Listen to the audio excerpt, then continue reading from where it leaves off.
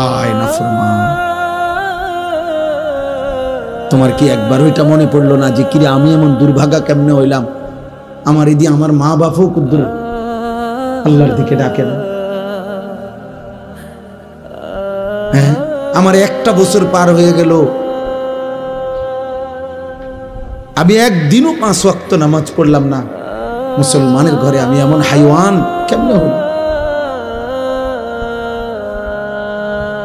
আমার এটা খুব চিন্তা লাগে, মানে কিভাবে সম্ভব? আমি বহুত ভাবছি এটা, কিভাবে সম্ভব?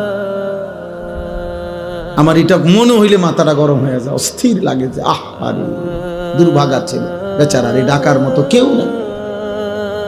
তার মা তারে ভুলে গেছে, বইয়ে বইয়ে অপেক্ষা করতে আছে তারা বিদেশ যাবি কোন দিন, পয়সা কামাইবি কোন দিন, কামে লাগবি কোন দিন, দোকানদারি করবি কোন দিন, বাইক বিল্ডিং করবো তোর জেডায়